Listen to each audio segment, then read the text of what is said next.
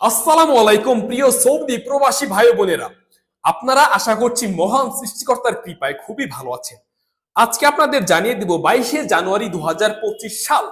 আজকে আপনারা সৌদি আরব থেকে বিভিন্ন এক্সচেঞ্জ কোম্পানিগুলো আপনাদেরকে কত করে দিচ্ছে, বিভিন্ন টাকার রেট, সেই বিষয়টি আজকে আপনাদের সাথে আলোচনা করব।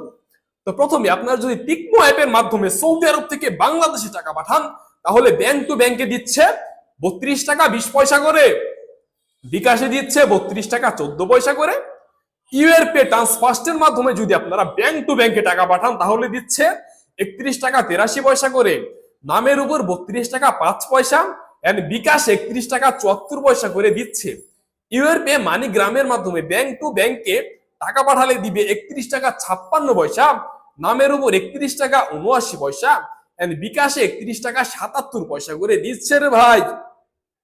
মোবাইল পে এর মাধ্যমে ব্যাংক টু ব্যাংকে দিচ্ছে 32 টাকা 8 পয়সা, নামের উপর দিচ্ছে 31 টাকা 80 পয়সা, বিকাশ 31 টাকা 89 পয়সা করে দিচ্ছে।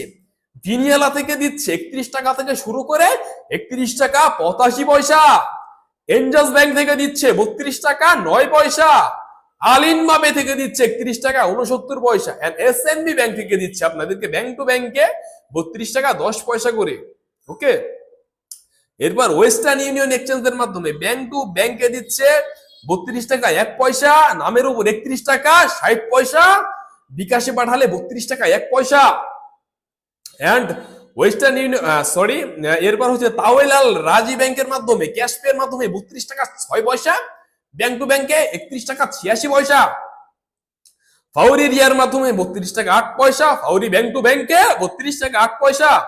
এছাড়া lastly STC pay bank STC pay এর মাধ্যমে ব্যাংক টু ব্যাংকে দিচ্ছে 32 টাকা 8 পয়সা, নামের উপর 31 টাকা 67 পয়সা, বিকাশে দিচ্ছে 32 টাকা 11 পয়সা। প্রিয় সৌদি প্রবাসী ভাই বোনেরা, এই ছিল আজকের সৌদি আরবের টাকা রেটের আপডেট। পরবর্তী আপডেট পেতে ভিডিওতে লাইক দিয়ে চ্যানেলটি সাবস্ক্রাইব করুন, এবং ফেসবুক থেকে দেখে থাকলে পেজটি তো অবশ্যই ফলো দিয়ে কমেন্টস করে জানাবেন আপনি সৌদি আরবের কোথা থেকে ভিডিওটি দেখছেন। আজকের ভিডিওটি এ পর্যন্তই।